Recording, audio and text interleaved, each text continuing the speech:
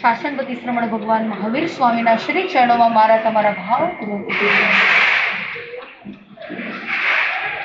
જેમના હૃદયમાં છે ભાવોની ભવ્યતા, મનમાં છે મૈત્રીની મધુરતા, દિલમાં છે દર્શનની દિવ્યતા, તનમાં છે તપની તેજસ્વીતા, તેવા અનંત અનંત ઉપકારી ગુરુ ભગવંત એવં ગુરુની મૈયાના શ્રી ચરણોમાં મારા તમારા ભાવપૂર્વક કોટી શરણ.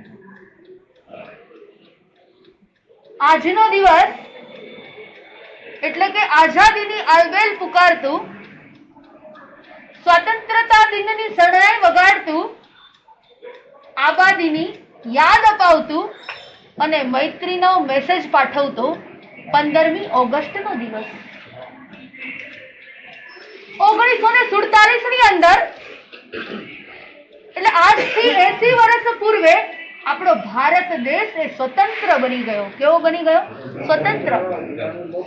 એ 80 વર્ષ પહેલા જે અંગ્રેજોની નીચે જે પરતંત્ર દશાને જે આપણે ભોગવતા હતા, જે એમના નીચે અંગ્રેજોની નીચે હતા, અને આજે એ 80 વર્ષ થઈ ગયા આપણા ભારત દેશને સ્વતંત્રતા પ્રાપ્ત થયાને. આમ તો શનિ રવિનો દિવસ હોય ને, અને દોલતનગરની અંદર બાળકને મમ્મી બેડરૂમમાં જઈને ઉઠાડવા જાય છે કે બેટા આજે 15મી ઓગસ્ટનો દિવસ છે, તારે સ્કૂલની અંદર ધ્વજ વંદન કરવા જવાનું છે. અરે બેટા તું ઉઠ. પેલો દીકરો કહે છે અરે માં શાંતિ રાખ, તું મને હવે જીવવા દે અને તું સુવા દે, એટલી સ્વતંત્રતા તો આપ. બસ આપણી સુવામાં જે સ્વતંત્રતા છે, એ ખાવા પીવા અને હરવા ફરવાની અંદર સ્વતંત્રતા છે. અને એમાં પણ શનિ અને રવિવાર દિવસે, આ બે દિવસે તો કેટલા ક્યાં ગાયબ થઈ ગયા હશે. હા, રિસોર્ટની અંદર ગયા હશે, કોઈ બહાર ફરવા હિલ સ્ટેશન ને અલગ અલગ પ્લેસ પર ગયા હશે.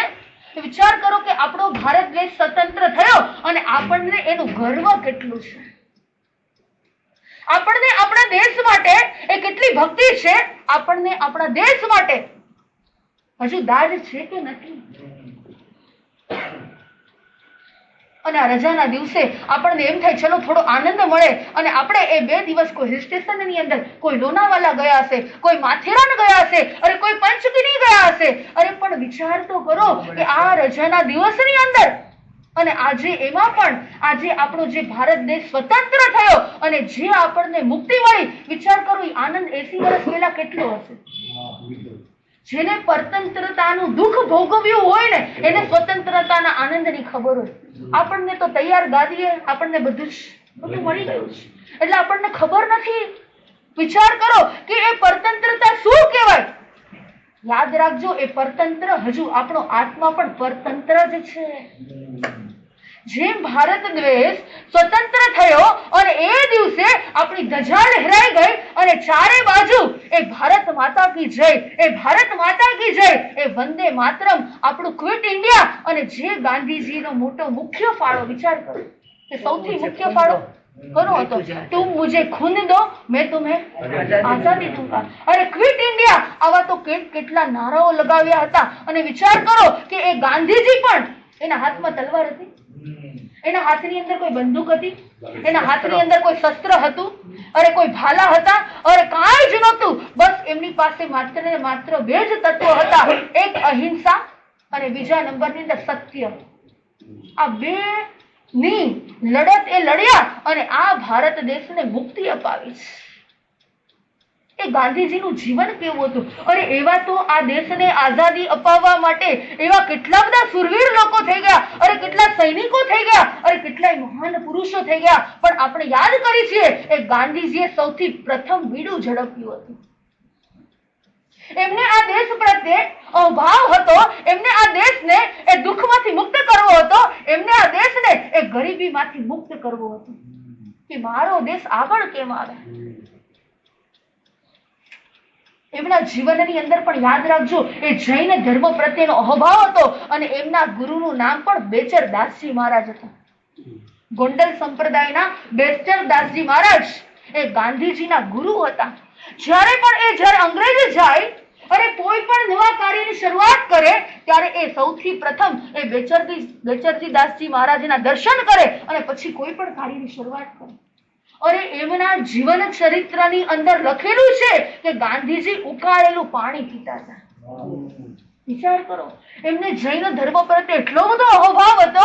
અને એટલું જ નહીં, એ ઉકાળેલું પાણી પણ પીતા હતા અને સાથે સાથે કેટલા બધા દિવસ એ રાત્રિ ભોજનનો ત્યાગ પણ કરતા હતા. એટલું જ નહીં, એની અંદર એમના જીવન ચરિત્રની અંદર લખેલું છે કે ગાંધીજી બ્રહ્મચર્ય વ્રતનું પાલન પણ કરતા હતા. અને આપણે સાંભળ્યું છે અને સ્કૂલના કદાચ ઇતિહાસની અંદર એ સ્ટડીની અંદર આપણે સ્ટડી પણ કરેલું છે કે ગાંધીજી એમના પત્નીને કસ્તુરબા કહીને બોલાવતા હતા. મહાન પુરુષ, એ મહાન વ્યક્તિત્વ કોઈ વ્યક્તિ એમને નથી બની શકતું. એને કોઈ દેશ માટે થઈ કેટલું બલિદાન આપ્યું છે, એને કેટલો ફાળો આપ્યો છે, એ પોતાનો સમયનો પણ એટલો જ એને ફાળો આપ્યો છે. અને આ બંધનમાંથી મુક્ત કરાવ્યા છે. વિચાર કરો કે આ સંસારની અંદર રહેતા રહેતા એ તમને કઈ બંધન લાગે છે? બંધન જો બંધન લાગે ને તો એમાંથી મુક્ત થવાની ઈચ્છા જાગે. કોઈને બંધન લાગે, એને બોજ લાગે તો એમ થાય કે આમાંથી ક્યારે આપણે બહાર નીકળીએ. જો એક તંબુરો હોય ને, તંબુરો એને પણ તારનું બંધન હોય છે. એક નદી જેવી નદી હોય ને તો પણ એને એક કિનારાનું બંધન હોય છે. એક પંખી હોય ને, પંખી એને પણ પાંજરાનું બંધન હોય છે. એક ઘોડાને તેનું બંધન, લગામનું બંધન હોય છે. એક હાથીને અંકુશનું બંધન હોય છે. અમે વિહાર કરતા કરતા એક દિવસ ચરોતર બાજુ વિહાર કરતા હતા, ચરોતર પ્રદેશ.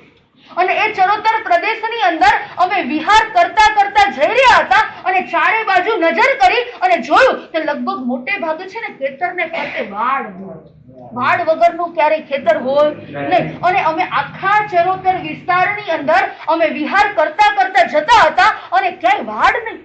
અમને આશ્ચર્ય થયું કે આવી રીતે કેમ, આખા લીલાછમ પાંદડા અને છતાં પણ ખેતર ફરતે ક્યાંય વાડ નહીં. એટલે રસ્તામાં ચાલતા ચાલતા વિચાર આવ્યો અને એમાં કોઈ ખેડૂતનો દીકરો નીકળ્યો અને મને એમ થયું કે લાવ પૂછી લો. અત્યાર સુધી ગુજરાતની અંદર વિચરણ કર્યું, મહારાષ્ટ્રની અંદર વિચરણ કર્યું, સૌરાષ્ટ્રના કેટલા ક્ષેત્રની અંદર વિચરણ કર્યું, પણ જ્યાં જ્યાં ખેતર જોઈએ ને ફરતે શું હોય? વાડ હોય કે કોઈ પશુ આવી અને અંદર એ ચારો કરી ન જાય એટલા માટે ખાસ એને વાડ બાંધવામાં આવે. અને આખા ચરોતરની અંદર ક્યાંય વાડ નહીં. અને ખેડૂતના દીકરાએ કીધું કે માસતીજી અમારા ખેતરને વાડની જરૂર જ ન હોય. મેં કીધું કેમ ભાઈ? આખું લીલોછમ હરિયાળી વિસ્તાર છે, અહીંયા કોઈ આવે નહીં, અહીંયા કોઈ પશુ કે ઘાસ ખાઈ ન જાય. મને કે માસતી પશુ ન ખાઈ કે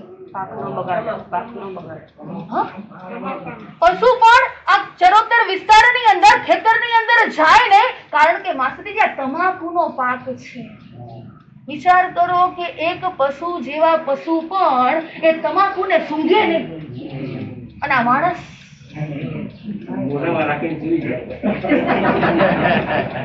એટલે તો આજે કેન્સરના રોગો વધ્યા છે. વિચાર કરો કે જે વસ્તુ એક પશુ જેવા આરોગ્ય નહીં, જેને ફરતે વાડ કરવામાં ક્યારેય આવે નહીં, અને એ વસ્તુ આજે આ માનવી ખાઈ રહી છે. લાગે છે તમને કઈ બંધન લાગે છે?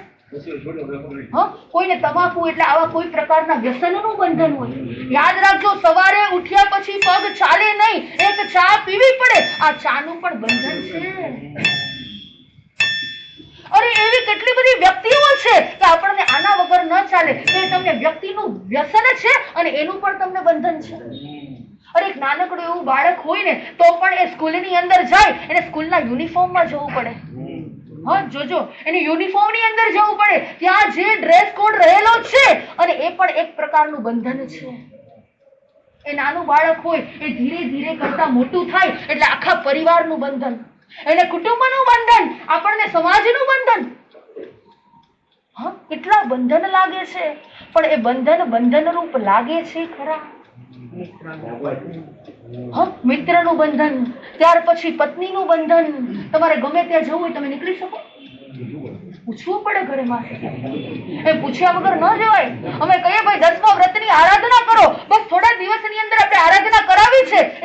કે પેલા પૂછવું પડે. આ જ્યાં પૂછવું પડે ને, જ્યાં કઈ કહેવું પડે ને, અને જ્યાં કઈક તમારે કરવું પડે ને, આ એક પ્રકારનું બંધન છે. બે પ્રકારના પંખીઓ યાદ રાખજો. એક પંખી છે ને પાંજરાની અંદર પૂરેલું હોય, અને બીજું પંખી છે ને મુક્ત ગગનની અંદર ઉડ્ડયન કરતું હોય. આ બંને વચ્ચે કઈ તફાવત ખરો?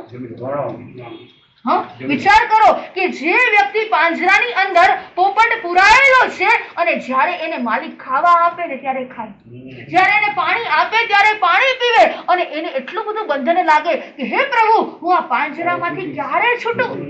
હું આ મુક્ત ગગનની અંદર એ કેટલાય પક્ષીઓને જોવે ને એનો જીવ ત્યારે કે હે ભગવાન, મને ક્યારે આ મુક્ત ગગનમાં ઉડવા મળશે? હું ક્યારે આ બહારની દિશાઓને જોઈ, હું આ આકાશની અંદર હું ક્યારે પહોંચીશ? એમ આપણે આપણા આત્માને પણ બંધન છે. યાદ રાખજો, 3 પ્રકારના આત્માને બંધન છે. પહેલા નંબરની અંદર દ્રવ્ય બંધન, બીજા નંબરની અંદર ભાવ બંધન, અને ત્રીજા નંબરની અંદર નો કર્મ બંધન. આત્મા ઉપર પણ બંધન છે. અનાદિ અનંત કાળથી આ 84 ના ચક્કરમાં જે આ આત્મા ફરી રહ્યો છે, બહારનું રેપર છે ને બદલાયા કરે છે. આત્મા એક જ છે. આત્મા એક જ છે. અત્યારે આ મનુષ્ય ભવ મળ્યો છે એટલે બહારની આકૃતિ, એટલે આ રેપર મનુષ્ય ભવનું મળ્યું છે. અને અનાદિ કાળની અંદર એ પાસ્ટ ભવની અંદર એ ક્યારેક તિર્યંશ બન્યા હશું, અને કદાચ એ ક્યારેક ગાય બન્યા હશું, એ ક્યારેક ભેંસ બન્યા હશું, એ કદાચ પશુ કે પક્ષી બન્યા હશું. ત્યારે આત્મા એક જ છે, બહારનું રેપર બદલાઈ ગયું.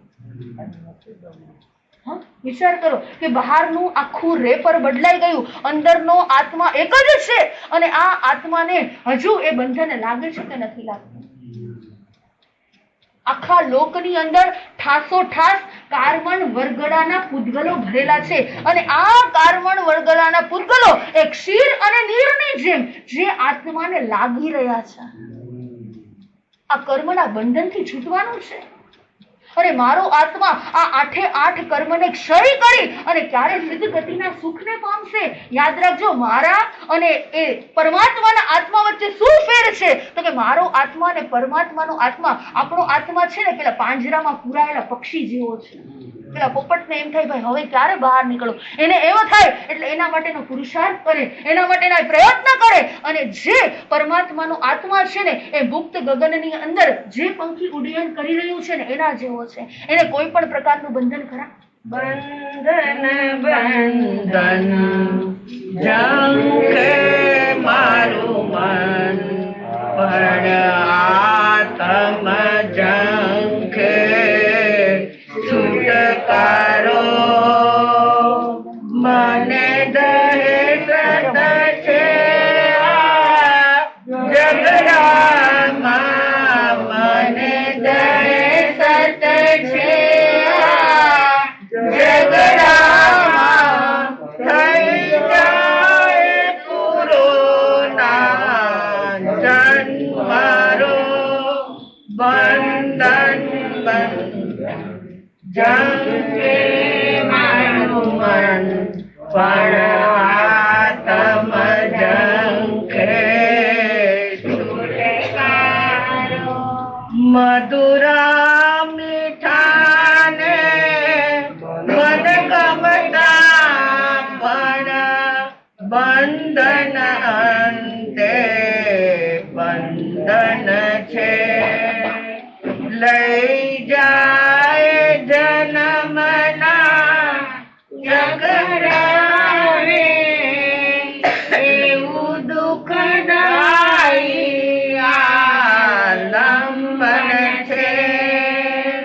હું લાખ મનાવું મનડાને, હું લાખ મનાવું મનડાને, પણ એક જેનો પુકારો.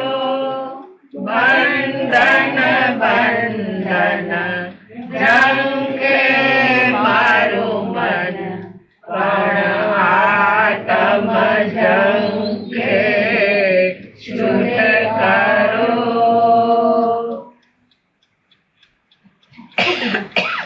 કે બંધન બંધન ઝંખે મારું મન, આત્મઝંખે આ આત્મા એ ઝંખી રહ્યો છે કે હે પ્રભુ આ 8 કર્મ ક્ષય કરી અને મને પણ ક્યારે આ સિદ્ધ ક્ષેત્રની અંદર આ સિદ્ધ શિલાએ મને ક્યારે જોવા મળે. આ 8 કર્મનું બંધન હે પ્રભુ હવે મારું ક્યારે તૂટશે. આ છે દ્રવ્ય કર્મ.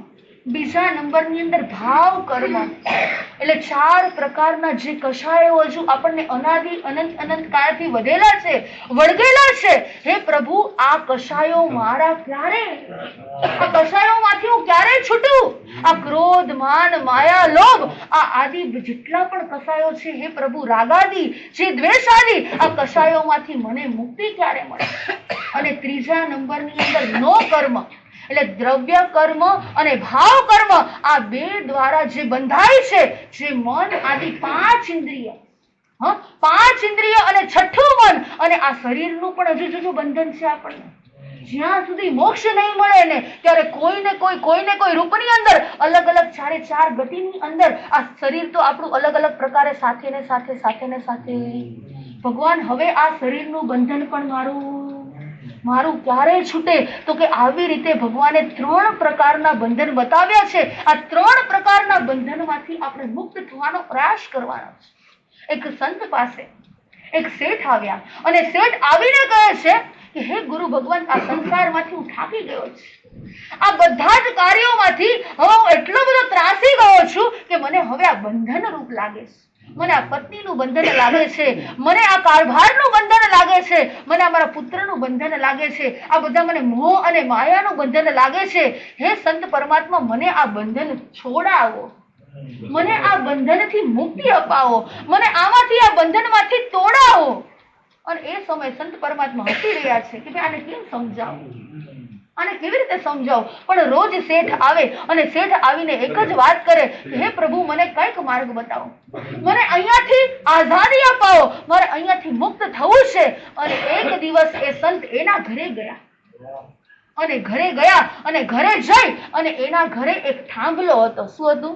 થાંભલો હતો. અને આ સંત એ થાંભલાને ચોંટી ગયા, વળગી ગયા. અને ત્યાં એ શેઠને કહી રહ્યા છે કે ભાઈ મને આ થાંભલો છોડાવો. શું કરો? મને આ થાંભલો છોડાવો. પેલા શેઠ હસે છે કે અરે તમે સંત પરમાત્મા કેવી વાત કરો છો ગુરુજી, અરે થાંભલો તમારે છોડવો હોય તો તમારી પકડને થોડીક ઢીલે મૂકશો ને એટલે ઓટોમેટિક. પેલા સંત કહી રહ્યા છે ના ના, તમે જ મને છોડાવો, હું એમ છૂટી નહીં શકું, મેં આ જે થાંભલો પકડેલો છે એ તમે મને છોડાવો. અને પેલા શેઠ કહી રહ્યા છે અરે સંત, તમે તો મહાન છો, તમે તો સમજુ છો, અરે હું તમને છોડાવું, તમે તમારી જાતે હાથને છોડશો ને ઓટોમેટિક, અરે તમે આવી ગમત ના કરો. અને પેલા સંતને હાથ છોડ્યો અને એ પણ કહી રહ્યા છે બસ તારે પણ આમ જ છોડવાનું છે. કોઈ છોડાવે? આપણે થાંભલો પકડીને બેઠેલા છીએ, આપણે વળગીને બેઠેલા છીએ અને પછી કે માસતીજી હવે તમે અમને આમાંથી છોડાવો, હવે આમાંથી મુક્ત કરાવો. ઘણા લોકો આખા પરિવારનું બંધન માથે લઈને ચાલતા હોય કે માસતીજી ઉપાશ્રય આવું છે પણ આ ટિફિન ન થાય ત્યાં સુધી કેમ આવું? કે ભાઈ મારે ઉપાશ્રય આરાધના કરવી છે, મારે સામાય કરવી છે, એ ત્રિરંગી કરવી છે, પણ જ્યાં સુધી આ છોકરીઓ કોલેજ ન જાય ને ત્યાં સુધી આ બંધન તમે બનાવ્યું છે કે બંધન તમને વળગેલું છે?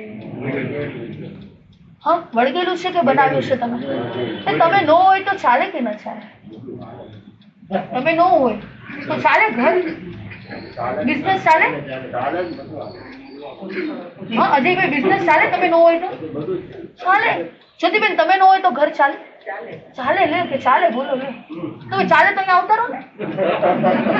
ચાલે એવું જ છે. એ થોડુંક વિચારવું પડે. બોલો લો, વિચારો કે આપણે ન હોય, વિચાર કરજો કે આપણે ન હોય તો પણ યાદ રાખજો આ દુનિયાની અંદર મોટા મોટા મહાન પુરુષો પણ ચાલ્યા ગયા.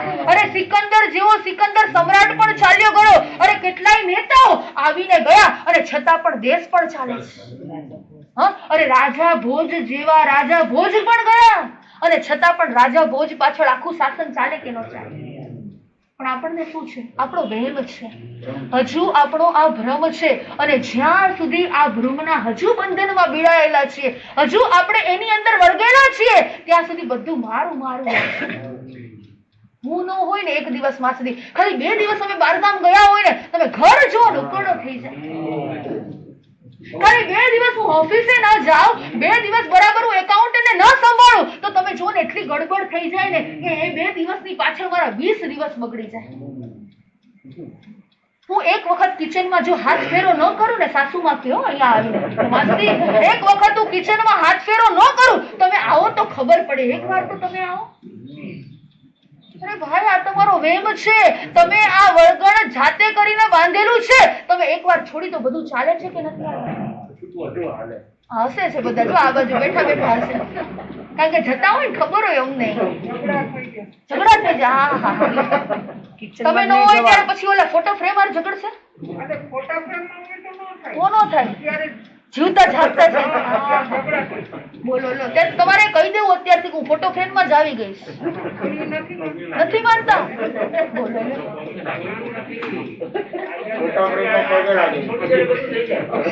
આ બાજુ કે ફોટો ફ્રેમ માં હોય ને તો કે પગે લાગી.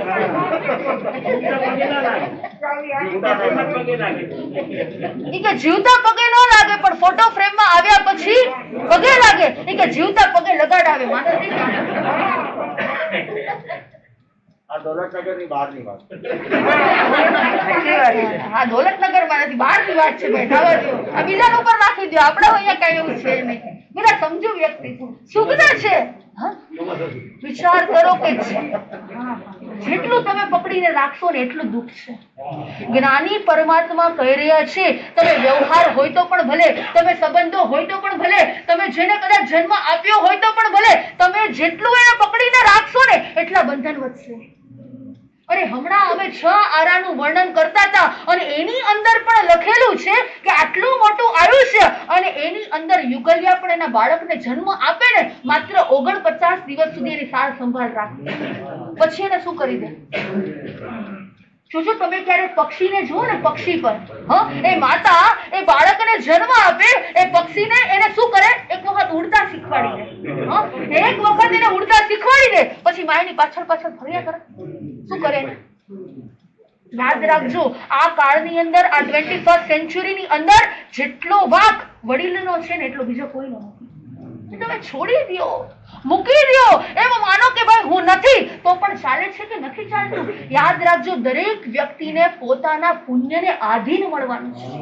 રોહિતભાઈને એવું થાય કે ભાઈ હું ઓફિસે જાઉં તો થોડોક વેપાર વધારે આવે, ક્યારેક ક્યારેક ઉપાસ રહેવું, માસેથી હજુ થોડુંક કામ છે કે પછી કે કદાચ હું હજુ ઓફિસે જાઉં તો થોડોક વેપાર વધારે આવે. પણ યાદ રાખજો, તમે હોય કે તમે ન હોય, આજે તમને તમારા નસીબમાં, તમને તમારા પુણ્યની અંદર જેટલું મળવાનું છે ને તમારા ભાગ્યમાં એટલું જ તમને મળશે. અને શાસ્ત્રકાર ભગવંતો તો ત્યાં સુધી વાત કરે છે કે કદાચ 2 ભાઈઓના ભાગ પડે અને ભાગમાં એ કદાચ બહુ હોશિયાર હોય, કદાચ કોઈ ચાલાક હોય અને કદાચ એમાંથી વધારે લઈ લે, તો પણ શાસ્ત્રકાર ભગવંતો આગમની અંદર કહી રહ્યા છે કે તમારા ભાગમાંથી કોઈ ભાગ પડાવી જશે પણ તમારા ભાગ્યમાંથી કોઈ લઈ જાય. આ આપણો વેમ છે. ધીરે ધીરે ધીરે કરતા જો ખરેખર તમારે કર્મથી રહિત થવું હોય ને, ખરેખર જો તમારે રાગ અને દ્વેષથી મુક્ત થવું હોય ને, ખરેખર તમને આ સંસાર બંધનરૂપ રાખતો હોય ને તો છેલ્લા સમય માસેથી બધું જ છોડી દેવું છે. છેલ્લા સમય પણ ભાઈ પહેલા છોડો તો છેલ્લા છૂટે. એટલું બધું પકડીને રાખેલું હોય ને એને છોડતા વર્ષો વીતી જાય. યાદ રાખજો, 2 બેનપણીઓ ત્રીજી ફ્રેન્ડની વાત કરતા હોય ને અને ઈ વાત કરતા કરતા ઓલી ત્રીજી આવી જાય તો તરત શું કરે? વાતને સંકેલતા કેટલી વાર લાગે? 1 મિનિટ નો થાય એ વાત સંકેલાઈ જાય. અરે તમારી ઓફિસને વાઇન્ડ અપ કરવી હોય કે ભાઈ અહીંયાથી લઈ અને મારે બીજી જગ્યાએ ઓફિસ લઈ જવાની, કેટલી વાર લાગે ઓફિસને વાઇન્ડ અપ કરવા? 1, 2, 3, 4 દિવસની અંદર તમારું. અરે અમારા બહેનોને બહારગામ જવું હોય અને નક્કી કરીએ પરમ દિવસે જવાનું છે તો 1 દિવસમાં આખો ઘરનો સંકેલો, ઘર આખું વાઇન્ડ અપ કરી દે. વિચાર કરો, એ કપડાને સંકેલતા કેટલી વાર લાગે? એ તમારા વાસણને ગોઠવતા કેટલી વાર લાગે? એ થોડી વારની અંદર માસેથી બધું જ થઈ જાય. પણ હું તમને કહું, આ સંસારને સંકેલતા કેટલી વાર લાગે? એવું જીવન બનાવી દો, યાદ રાખજો, એવું જીવન બનાવી દો કે છેલ્લા સમયે જયારે જવાનો વખત આવે ને ત્યારે આપણે બધો સંકેલો શું કરી લીધો હોય? સમેટી લીધો હોય. એ જેટલો પણ આપણે પાથરેલો હતો એ બધો જ છેલ્લા સમયે સંકેલી લીધો હોય ને એટલે છેલ્લે કઈ ઉપાધિ? કઈ ઉપાધિ ન. તમારો પાથરેલો છે કે સંકેલેલો છે? કાલે તમને દીક્ષાના ભાવ થાય અને કે ભાઈ કાલે દીક્ષા, કે માસી હમણાં રહ્યો તમે, થોડીક સિગ્નેચરો બાકી છે મારી, ઘર મારા નામે, દુકાન તો કે મારા નામે છે, ફિક્સ ડિપોઝિટ બેંકમાં તો કે મારી સાઈન છે.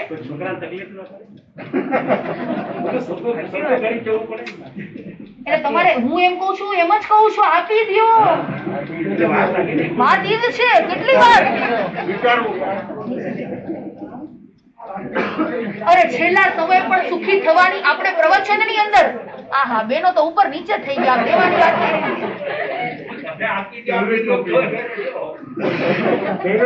લેવા તૈયાર નથી. શું વાત કરો એમ? તો ઓલા ઘર નીચે બધી વહુ એમ કે દેવા તૈયાર નથી, તમકો લેવા તૈયાર નથી. લેવું જ નથી. શું વાત કરો? માથે જવાબદારી નથી લેવી. તમે સાચું. વિચાર કરો કે કેવું છે. તમે બરાબર છો. બહુ બરાબર. અરે ક્યાં ભેગું કરવું એ ખબર નથી પડતી છે. આ પ્રવચન કોને દેવું ને ક્યારેક ઈ નથી ખબર પડતી. તો કોના માટે આ ઘરે જઈને પ્રવચન રાખવું, હોલમાં રાખવું, ઉપાધ્યાય ક્યાં રાખવું, ક્યારેક એમ થાય. મારે કહેવાનો તાત્પર્ય એ જ છે કે આપણો સંસાર સંકેલાઈ જાય ને એ અંત સમયે પણ આપણને એમ થવું જોઈએ આ કોઈ પણ પ્રકારની મોહ માયા ન હોય. એ છેલ્લા સમયે પણ એમ થવું જોઈએ જ્યારે મારો આ આત્મા આઝાદ બને ને, જ્યારે મારો આ આત્મા મુક્ત બને ને, ત્યારે છેલ્લા સમય મને કોઈ ચિંતા ન હોય. સોનાના પિંજરમાં પોહાયો જાને, છોડ દે આ પિંજર, છોડ દે આ પિંજર. મોટા ગગનમાં ઉડવા તો જાને, છોડ દે આ પિંજર, છોડ દે આ પિંજર. કાયા રૂપી પિંજર મારું માયા રૂપી દ્વાર છે. કાયા રૂપી પિંજર મારું માયા રૂપી દ્વાર છે. મોહ બંધનમાં એવ બંધાયો, ક્યારે થશે છુટકારે. સોનાના પિંજરમાં પુરાયો આતમ, છોડ દે આ પિંજર, છોડ દે આ પિંજર.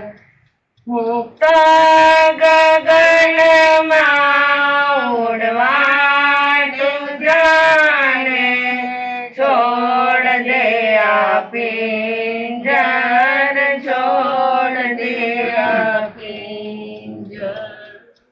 આપણે જે બંધનથી બંધાયા છે ને, સોનાનું પિંજરું છે. કેવું છે? સોનાનું પિંજરું. અને એ છોડીને જવું, હા, એ છોડીને નીકળવું, એ આ સંસારને છોડવો ને, એ કેવો છે? બહુ જ કઠિન છે. પણ પ્રભુ કહી રહ્યા છે કે આ આત્માને મુક્ત ગગનની અંદર જો સિદ્ધ પરમાત્મા બનવાના જે વ્યક્તિને ભાવ જાગે ને, એને ઓટોમેટિક બધું જ છૂટી જાય. વિચાર કરો, બસ એક દિવસ, હે પ્રભુ, આ બધું છોડીને જવાનું છે, આ બધું મૂકીને જવાનું છે. એ દેશની માટે જે જે વ્યક્તિએ કુરબાની આપી છે, વિચાર કરો કે આપણો ભારત દેશ એ કેટલો ભાગ્યશાળી છે. આપણો આ ભારત દેશ એ કેવો પુણ્યશાળી છે. એ ભગવાને જે 10 વાત કરી કે આપણને અમૂલ્યમાં અમૂલ્ય એવી મળી છે, તો આપણો આ ભારત દેશ પણ કેવી ભૂમિ છે. આર્ય દેશ આપણો કેવો કહેવાય? અનાર્ય દેશ છે કે આર્ય દેશ? આર્ય દેશ છે. જો આપણા દેશને ભારત માતાની ઉપમા આપી, અમેરિકા માતા કહેવામાં આવ્યું, થાઈલેન્ડ માતા, હા, યુરોપને માતા કહેવામાં આવ્યું, એ ઓસ્ટ્રેલિયાને માતા કહેવામાં નહીં. પણ આપણો ભારત દેશ એક જ એવો છે કે જેને માતાનું બિરુદ આપ્યું છે, માં જેવું છે. આપણો એક જ દેશ એવો છે કે આ દેશની અંદર એટલી સ્વતંત્રતા છે કે દરેક ધર્મના લોકો અહીંયા વસે છે. દરેક ધર્મના લોકો અહીંયા. એવું નથી, વિચાર કરો આપણે કેટલા પુણ્યશાળી છીએ કે કદાચ આપણો અફઘાનિસ્તાનમાં જન્મ થયો, આપણો પાકિસ્તાનની અંદર જન્મ થયો હતો, તો જ્યાં તે ફોલો ધર્મ કરે છે એ ધર્મ આપણે પણ એ મુસલમાનનો ધર્મ ફોલો કરતા હોય તો આપણે પણ શું કરવું પડે? પણ આપણો આ દેશની અંદર એટલી બધી સ્વતંત્રતા છે, એટલી બધી સ્વતંત્રતા છે, એટલી મુક્તતા છે કે જેને જે ધર્મ કરવો હોય ને અહીંયા બધાને છૂટ છે. આપણો આવો દેશ છે અને આ દેશને આઝાદી અપાવવા માટે, આ દેશને સ્વતંત્રતા અપાવવા માટે કોઈ એક વ્યક્તિ નહીં પણ હજારો આત્માઓએ બલિદાન આપ્યું છે. કોને માટે થઈને? આ એક દેશને માટે થઈને. એમાં એનો સ્વાર્થ શું? કોઈ જ સ્વાર્થ નહીં, માત્ર ને માત્ર નિસ્વાર્થ ભાવે. એ ગાંધીજીનું જીવન પણ કેવું હતું? એ ગાંધીજી કપડા કેવા પહેરતા હતા ખબર છે? ખાદીના કપડા પહેરતા. એ ખાદીના કપડા પહેરતા હતા. એ ખાલી એ શું પહેરતા હતા? એક ધોતિયું, એક લંગોટી પહેરતા હતા, હાથની અંદર લાકડી અને માથે ક્યારેક એ ટોપી પહેરતા હતા. બાકી એમની પાસે કાંઈ જ કાંઈ જ નતું. જો પેલાના એ ગાંધીજીને ગમતી હતી ખાદી અને આજના નેતાઓને ગમે છે ગાદી. પેલા શું ગમતું હતું? સાવ સાદું જીવન. જોજો, સાદું જીવન જીવતા હતા પણ એ લોકોના વિચારો કેવા હતા? ઉચ્ચ વિચારો હતા. અને આજના દેશની અંદર આ જે પણ લોકો છે, જે મોટા મોટા નેતાઓ છે, એને શું ગમે છે? તો કે ગાડી બંગલા ગમે છે, એને સારું સારું એ આવા જવા માટે થઈને એને પ્લેનો ગમે છે, એને બધી વ્યવસ્થાઓ ગમે છે. પણ જ્યારે આ ભારત દેશ આઝાદ થયું ને, અને એ વખતે નેતા જે જવાહરલાલ નહેરુ હતા, વિચાર કરો, અત્યારે સરદારભાઈ વલ્લભભાઈ પટેલ જે આપણું યુનિટી, સ્ટેચ્યુ ઓફ યુનિટી જે બનાવ્યું આખા વર્લ્ડની અંદર સૌથી, ક્યારે લોકો યાદ કરે છે? જે દેશ માટે થઈ કાંક એમને બલિદાન આપ્યું છે, કંઈક એમને સારા કાર્યો કર્યા છે, આજે વર્ષો પછી પણ લોકો એમને યાદ કરે છે.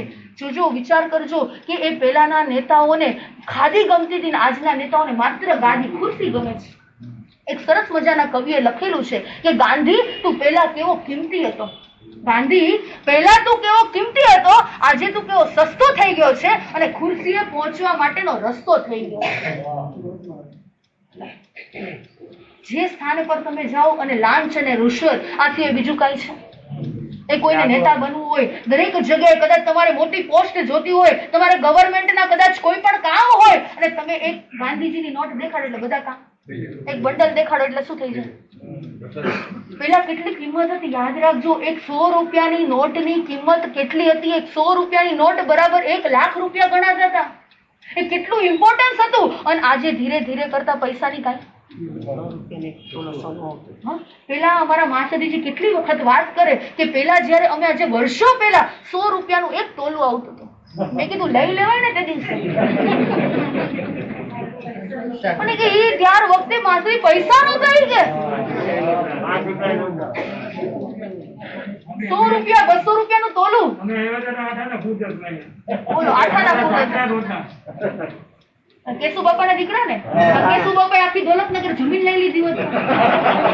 આપણો ઉપાસ રે એ મોટો વિચાર. પણ ત્યારે ઈ પૈસાની એટલી કિંમત હતી, એટલા પૈસા પણ નહોતા. અને આજે એટલા બધા વધી ગયા છે ને કે એની કોઈ કિંમત જ નથી રહી. આ જનરેશનને તમે પૂછો ને એટલું બધું મળે છે, એટલું અઢળક મળે છે, એ પુણ્યનો ઉદય છે. પણ જ્યારે વસ્તુ સસ્તી થઈ જાય ને પછી એની કોઈ વેલ્યુ.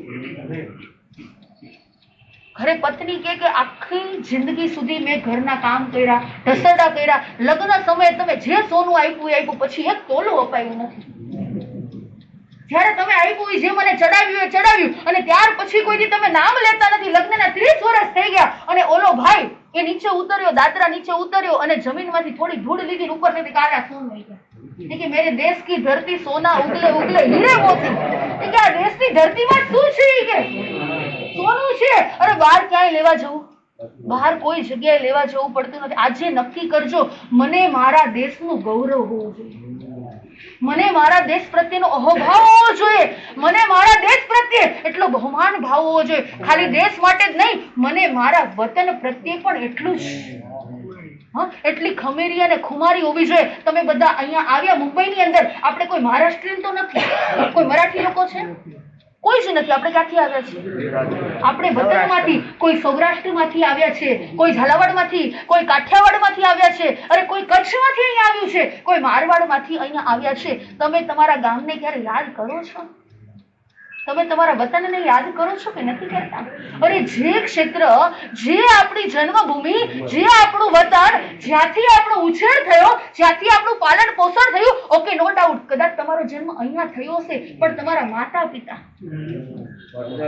કેટલું બહુમાન ભાવ. અરે જ્યારે આપણે આપણા ગામમાં જઈએ ને ત્યારે આપણી ગદગદ શું થઈ જાય, છાતી પણ ફૂલી જાય, ઓહો આ મારું વતન છે. ત્યારે આપણે આપણા વતનને યાદ કરીએ છીએ. અરે એનો પણ ઉપકાર છે. જો ઉપકારીને ભૂલી જાય એ વ્યક્તિ કેવો કહેવાય? હા, વિચાર કરો. મને મારા દેશ પ્રત્યેનું ગૌરવ હોવું જોઈએ. બીજા નંબરની અંદર મને મારા વતન પ્રત્યેનો પણ પ્રેમ હોવો જોઈએ. છેલ્લા સમય સુધી તમે મુંબઈની અંદર રહેવા આવ્યા, અહીંયા કદાચ 5,000 રૂપિયા લખાવશે ને તો કે હું આ કચ્છ, હું ગાંધીનગરનો, હા હું ગાંધીનગરથી અહીંયા રહેવા આવ્યો છું. કોઈ કચ્છના કે હું ત્રંબોનો, એ લખો પાછળ ત્રંબો. અમે પાળિયાદના રહેવાસી. હા, કોઈ કહેશે કે અમે બોટાદના રહેવાસી, કોઈ કહેશે અમે ગઢડાના રહેવાસી, કોઈ કે સુરેન્દ્રનગરથી અમે અહીંયા પાછળ રખો, ભલે મુંબઈમાં, પણ હાલ અત્યારે મુંબઈમાં છીએ, પણ અમારું મૂળ વતન ક્યાં છે? અમે કચ્છના શેષકાળની અંદર વિચરણ કરતા હોય ને, કેટલાય અમે ગામોની અંદર જઈએ અને ગામોની અંદર તકતી મારેલી હોય, એ કોઈ ભલે વર્ષો પહેલા 5,000 આપ્યા હોય કે કોઈ 5 લાખ આપ્યા હોય, ભલે મુંબઈની અંદર રહેતા હોય, એ કરોડાધિપતિ કેમ ન હોય, પણ પાછળ પોતાના ગામનું નામ હોય જ. અમે ભાઈ ત્રંબોના, પાછળ લખે ત્રંબો નિવાસી, એ પાછળ લખે કે અમે કચ્છના આ ગામની અંદર, હા અમે કચ્છના માંડવી ગામની અંદર, અમે કચ્છના આ ગામની અંદર. વિચાર કરો, એમને પોતાના વતનનું ગર્વ છે. અને ગુજરાતી લોકો ધીરે ધીરે ધીરે ધીરે કરતા આપણે શું થતા ગયા છે?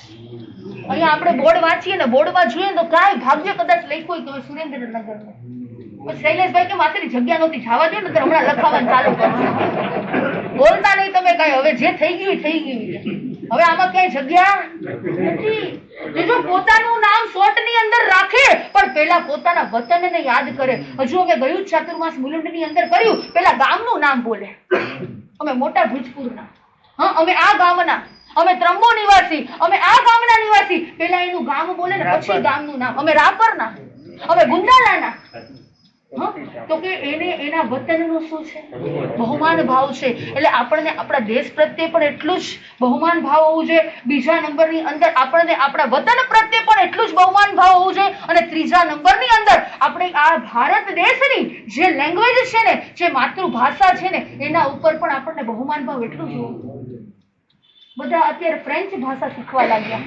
હા, બધા અત્યારે એટલું બધું ઇંગ્લિશનું કલ્ચર વધી ગયું છે. અંગ્રેજો ગયા, પણ આપણી અહીંયા કેટલું મૂકીને ગયા એ બધું. અંગ્રેજી તો કે આવડવું જ જોઈએ આપણને. હા, કઈ કઈ લેંગ્વેજ આવડવી જોઈએ? ફ્રેન્ચ આવડવું પડે, ઇંગ્લિશ આવડવું પડે, પછી જર્મન આવડવું પડે, મરાઠી આવડવું પડે. ગુજરાતી આવડે કે ન આવડે? અરે આપણે મૂળ ગુજરાતી, અને ગુજરાતી હમણાં ડ્રામાની અંદર છોકરી કે વાંચતા નથી આવડતું. બોલો, શરમ છે? અરે આપણને આપણી માતૃભાષા, એ માતૃભાષા આપણને ન આવડતી હોય. વિચાર કરો, બીજું કાંઈ ન આવડે ને તો ચાલે, પણ આપણને આપણી એટલીસ્ટ માતૃભાષા પ્રત્યે તો પ્રેમ ન હોય. અને આપણી આ ભારત ભૂમિ એવી છે ને કે 12 ગાવે બોલી બદલાય છે. તરુવર બદલે શાખા, બુઢાપણમાં કેસ બદલે લખણના બદલે લાખા.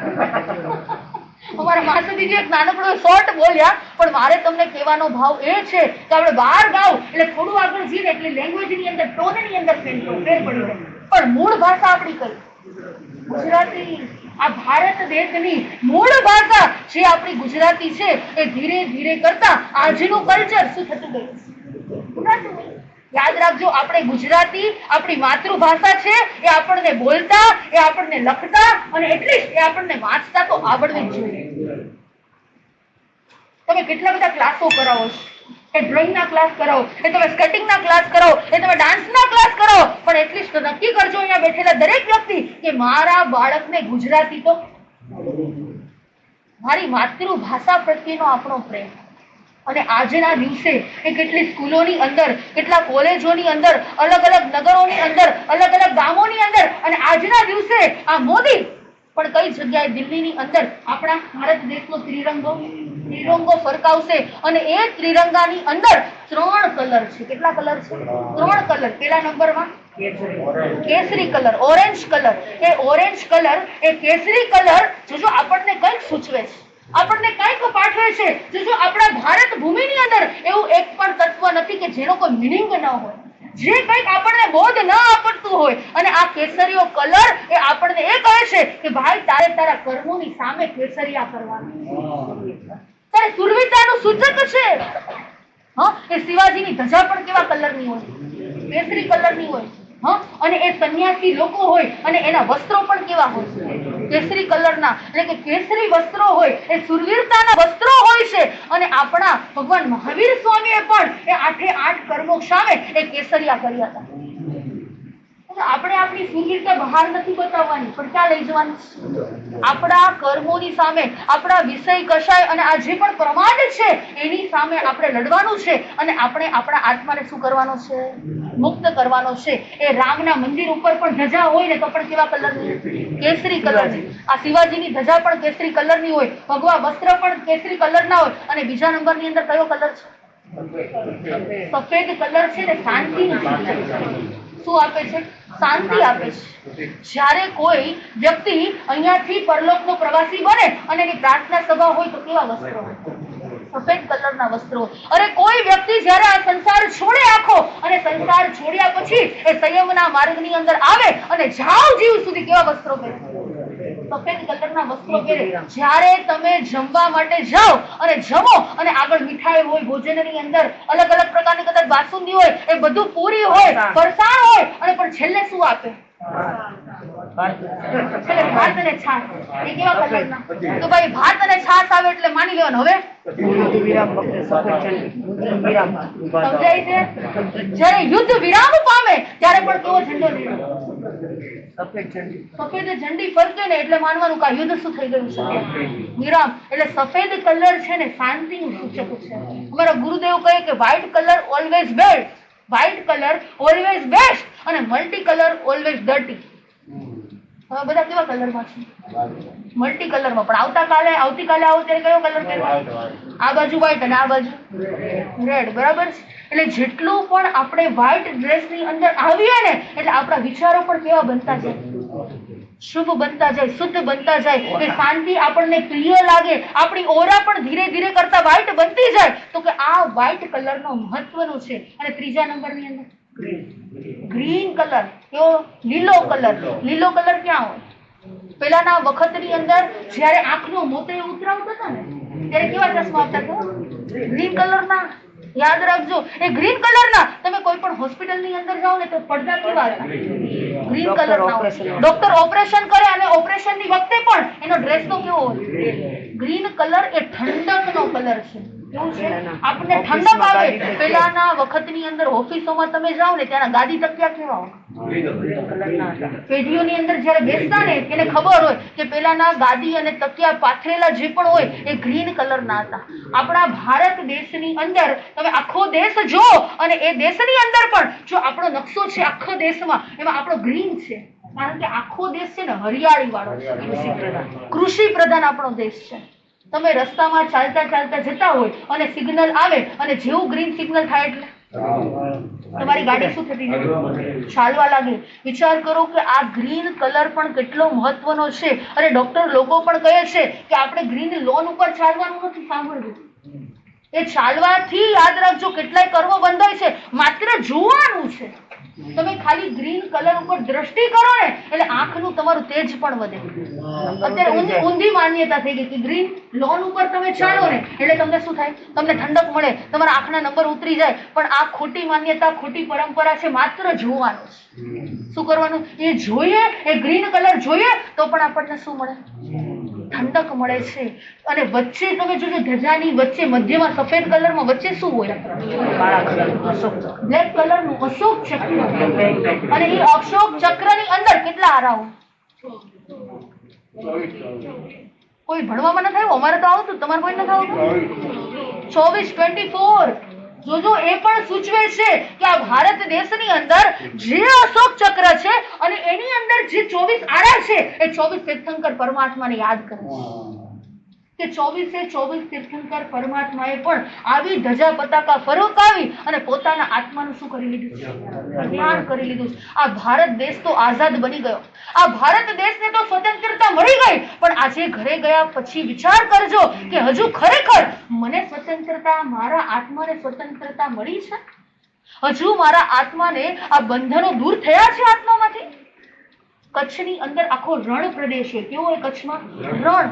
અને એ રણની અંદર ઊંટોને લઈ અને એક વ્યક્તિ જઈ રહ્યો હતો. એની પાસે 25 ઊંટ હતા. કેટલા ઊંટ હતા?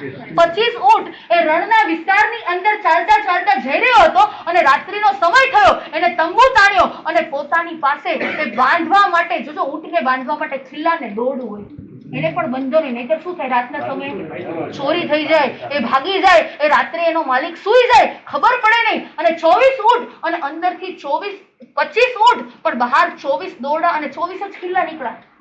અને એ વિચારવા પડી ગયો કે હવે આ 24 છે, હવે એકને ઊંટને બાંધવા માટે મારી પાસે કાંઈ બંધન નથી. અને બાજુમાં એનો મિત્ર તો કે શું થયું કે તો કે આ 24 ઊંટ છે અને મારી પાસે એને બંધન બાંધવા માટે એ 24 ખિલ્લા અને માત્ર 24 દોરડા છે. હું શું કરું? કે તું ચિંતા ન કર, મારી પાસે આનો એક ઉપાય છે. પેલા તું છે ને 24 ને બાંધી દે. જો અનુભવી પાસે જ્ઞાન.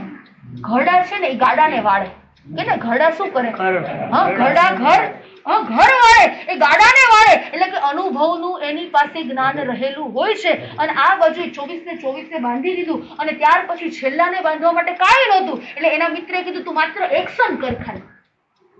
જેમ તું એને ખિલ્લે બાંધ અને એના ગળામાં દોરડું નાખ, એને પણ એમ થશે કે આ બંધને હું પણ બંધાઈ ગયો. અને આખી રાત્રિ પસાર થઈ ગઈ અને સવારે ઉઠ્યા અને 24 ના દોરડા પેલા માલિકે કાઢ્યા અને 25 ને બાંધ્યું જ નહોતું. અને છતાંય ચાલે ને, 24 ચાલવા લાગ્યા, પણ 25 ચાલે. હવે એને 2-3 વખત માર્યું છતાંય ચાલે નહીં. એને વિચાર આવ્યો માલિકને, ભાઈ આ ચાલતું કેમ નથી? એનો મિત્ર કે એનું બંધન તો છોડ, તો કે બાંધ્યું જ નથી મેં. કેમ? અરે ભાઈ તું ખોટી એક્શન કર. અને એને પણ આમ ખિલ્લો ખોટો ખોઈલો અને આ બાજુ એના ગળામાંથી આમ ધીરેથી બંધન એક્શન કરીને છોડ્યું અને એ પણ ઊંટ શું થઈ ગયું? વિચાર કરો કે એક પશુ જેવા પશુને પણ એક બંધન, એને એમ થાય કે મને હજુ બાંધેલો છે, હજુ મારી ઉપર બંધન રાખેલું છે, અને ત્યાં સુધી એ પણ છૂટવા માટેનો પુરુષાર્થ. ગમે તેટલો બળદ હોય, એ મોટું પહેલવાન હોય અને એના પગમાં દોરડું બાંધી દીધું હોય અને એ બંધન હોય, એ ચાલી શકે? ચાલી નથી શકતી. વિચાર કરજો, એ પણ બંધનેથી બંધાયેલું છે અને જેવું એના પગમાંથી દોરડું ખુલે ને એટલે શું થઈ જાય? યાદ રાખજો, આ બંધનની દોરીઓ પણ મારા અને તમારા હાથમાં જ છે. સંસારના બંધનની, આપણા સંસારની અંદર પણ આ બધી જ દોરીઓ આપણા હાથની અંદર જ છે. આપણે છોડવું ને આપણા હાથમાં છે. ઘણાને ચાનું બંધન હોય, મેં કીધું એમ. ઘણાને સિરિયલોનું બંધન હોય કે આ સિરિયલ જોયા વગર ઊંઘ ન આવે માસે. ઘણાને મોબાઈલનું બંધન હોય, એ રીલ્સ જોયા વગર મને ઊંઘ ના આવે, એવું થાય છે કે? ઘણાને સોપારીનું બંધન હોય, કોઈને તમાકુનું બંધન હોય, કોઈને ગાડીનું બંધન હોય કે ભાઈ ગાડી વગર તો જઈ જ ન શકું ક્યાંય. જે વસ્તુ વગર, જે વ્યક્તિ વગર તમને એમ થાય કે મને આના વગર ચાલે નહીં, એ તમારું બંધન. વિચાર કરો કે આ સંસારની અંદર કેવા પ્રકારના કેટલા બંધનો છે, કેટલા પ્રકારના બંધનો છે. આજે પ્રભુને પ્રાર્થના કરજો કે હે પ્રભુ, આ બંધનો પણ અમારા ક્યારે છૂટે? હજુ આ વળગણાઓ પણ, આ જે વળગાયેલું છે એ બધું પણ અમારું ક્યારે છૂટે અને અમે પણ મુક્ત ગગનની અંદર કેવી રીતે જઈ શકીએ? આજે ભારત દેશ સ્વતંત્ર થયો, આપણે આપણા જીવનની અંદર નાના નિયમોને ધારણ કરીએ. આપણો દેશ તો સ્વતંત્ર થઈ ગયો, પણ હજુ જે આપણી જૂની માન્યતાઓ છે, હજુ જે આપણી પ્રણાલિકાઓ છે, હજુ એ આપણી દૂર નથી થઈ. અમે ઘણી બધી વખત જોઈએ, અમે ઘણી બધી વખત રસ્તા ઉપર ચાલીએ અને કોઈ ગમે ત્યાં થૂકે. વિચાર કરો, જ્યાં ત્યાં થૂકે. એ પાન ખાધું હોય તો કોઈ પણ જગ્યાએ શું કરે? આજે નક્કી કરો કે હું ગમે ત્યાં થૂકીશ નહીં. શું નહીં કરું? આ ભારત દેશ મારે એને સ્વચ્છ બનાવવો છે. આ મારો દેશ છે, મને એના ઉપર ગર્વ છે, મને એના ઉપર અભિમાન છે. હું જ્યાં ત્યાં થૂકીશ નહીં. બીજા નંબરની અંદર જ્યાં ત્યાં કચરો ફેંકીશ. જ્યાં જુઓ ને ત્યાં શું હોય? કચરો નાખે. અરે કેળું વાપર્યું, બનાના લીધું, બનેના ખાધા પછી એની છાલ ઉપરથી, ઘણા બધા જોઈએ બિલ્ડિંગની અંદર, એ ફ્લેટોની અંદર રહેતા હોય, એ સાંજના સમયે એ ઘરની અંદર વાસણ ધોવે અને એમાંથી જે કચરો બચે, જે અઠવાડિયે ઉપરથી ડાયરેક્ટલી આ સ્વચ્છ હા, આ આપણી સ્વચ્છતા, આ આપણો દેશ છે. હજુ જે પણ આપણી માન્યતાઓ છે ને એને ધીરે ધીરે શું કરતા જઈએ આપણે. હા, જ્યાં ત્યાં થૂકવું નહીં, બીજા નંબરની અંદર જ્યાં ત્યાં કચરો ફેંકવો નહીં, ત્રીજા નંબરની અંદર જે પણ આપણે વાહન ચલાવતા હોય ને ધીરે ચલાવીએ. શું કરીએ? ગમે ત્યાં આડેધડ. હા, ટેસ્લા કાર આમ તો વર્ષો પહેલા એ અમેરિકાની અંદર, એ ઓસ્ટ્રેલિયાની અંદર એ ટેસ્લા કાર એટલે શું, કદાચ એની અંદર કોઈ ડ્રાઈવર જ ન છે રોહિતભાઈ, એની અંદર કોઈ ડ્રાઈવર જોઈ નહીં. અને હસબન્ડ વાઈફ અહીંયા ઉપાશ્રયમાં આવીને બે વાત કરતા હતા, ન્યૂઝપેપર વાંચતા કે ટેસ્લા કાર આવી, આપણે ભારતમાં ક્યારે આવશે? જોઈ કે આ ટેસ્લા કાર ભારતમાં આવે તો ટેસ્લા કાર મૂંઝાઈ જાય, આમાં જવું ક્યાં? આપણો ટ્રાફિક જ કેવો હોય છે, એટલો બધો જામ હોય છે, આડેધડ આપણે ચલાવીએ છીએ, મોબાઈલમાં વાત કરતા કરતા આપણે ચલાવીએ છીએ. યાદ રાખજો, અરે ભલે કદાચ 5 મિનિટ આપણે લેટ પહોંચીએ, હા, અરે શું લૂંટાઈ જવાનું છે, શું ભાગી જવાનું છે આપણા ભારત દેશ માટે, આપણા વતન માટે, આપણા પોતાના સિટી માટે, અને ખરેખર આપણે આપણા પોતાના સેલ્ફ માટે થઈ અને આપણે જાળવણી કરવાની છે. આ 3 નિયમો, આવા તો ઘણા બધા પ્રકારના નિયમો છે, પણ જો નાના નાના નિયમો પણ જો દરેક વ્યક્તિ અપનાવશે ને તો આ ભારત દેશ જે મહાન છે, જેનું નામ છે આખા દેશની અંદર, વર્લ્ડની અંદર, એનાથી પણ શું થઈ જશે. હા, મેં આની પહેલા ઘણી વખત, લગભગ મને યાદ નથી કીધું કે ન કીધું, એક છોકરો આવ્યો મને કે માસી આ દેશમાં તો રહેવા જેવું જ નથી. અરે મેં કીધું ભાઈ, આપણે તો ભારત દેશના, આપણને ભારત દેશનું કેટલું ગૌરવ હોવું જોઈએ, કેટલું માન અને સન્માન હોવું જોઈએ. મને કે એક વખત અમેરિકામાં તમે આવો. એ ભાઈ અમારે અમેરિકા કઈ જોવું ન, હવે બધું છોડી દીધું. અરે અમારો હવે વિકલ્પ પણ નથી, મનમાં એક સંકલ્પ પણ નથી, કોઈ ઈચ્છા નથી. મને કે તમે એક વખત આવો, તમે એકવાર ચિત્ર જુઓ, એટલું નીટ એન્ડ ક્લીન છે ત્યાં. શું વાત કરે? મને કે હા, એકદમ નીટ એન્ડ ક્લીન છે. કે ત્યાં તને રહેવું ગમે, આટલા બધા આપણો પરિવાર અહીંયા, આપણા દેશની અંદર ધર્મ થાય, સાધુ સંતોનો યોગ અહીંયા મળે. બહારના બધા દેશો છે ને અનાર્ય દેશ છે. કેવા છે? અનાર્ય દેશ. અને આપણો આ ભારત દેશ કેવો છે? આર્ય દેશ છે. અહીંયા કેટલા ઋષિ મુનિઓ છે, અહીંયા કેટલા મંદિરો છે, અહીંયા કેટલા દેરાસરો છે, અહીંયા કેટલા ધર્મ સ્થાનકો છે, અહીંયા સાધુ સંતોનો યોગ છે. આપણને સુપાત્ર દાન દેવા બીજા દેશમાં મળે. મને કે નાના માસી, ત્યાં એટલું નીટ એન્ડ ક્લીન, અને ત્યાં તમે એક ખાવાના પદાર્થ જુઓ, ત્યાં ફ્રૂટ તમે ખાઓ, એટલી બધી મીઠાશ આવે, અને એટલું નહીં કે હું અઠવાડિયાથી અહીંયા ઇન્ડિયામાં આવું, એટલા બધા મચ્છર કરડે છે. તમે જુઓ ને, એ દેશમાં તમે આવો, એક મચ્છર નહીં. મેં કીધું ભાઈ, એને એક મચ્છરને ખબર પડે ક્યાં રહેવાય, તને ખબર નથી પડતી, એને પણ ખબર પડે છે. એટલે મને મારા દેશનું ગૌરવ, હા, મને મારા ભારત દેશનું ગૌરવ, મને મારા વતનનું ગૌરવ, અને છેલ્લા નંબરની અંદર આ બધા ગૌરવ એ તો બાહ્ય છે, આ વ્યવહારિક છે, પણ સૌથી પહેલા નંબરની અંદર મને મારા આત્માનું ગૌરવ. હે પ્રભુ, મને આ આત્મા, આ મનુષ્યનો ભવ મળ્યો છે, એના દ્વારા જ હું આ કષાયોને દૂર કરી શકીશ. આ કષાયોની કલીમાં આ ભવની અંદર જ દૂર થશે, અને આ ભવની અંદર જ મારે કંઈક કામ કરવાનું છે. મારે મારા આત્માને મુક્ત કરવાનો છે, એને આઝાદ કરવાનો છે, એને શુદ્ધ શિલાએ લઈ જવાનો છે. બસ મારો અને તમારો પુરુષાર્થ એ જ રહે. ભારત દેશ સ્વતંત્ર થયું, આ ભારત દેશને જે આઝાદી મળી, હે પ્રભુ, મારા આત્માને પણ આવી જ આઝાદી મળે. બસ એ જ ભાવના.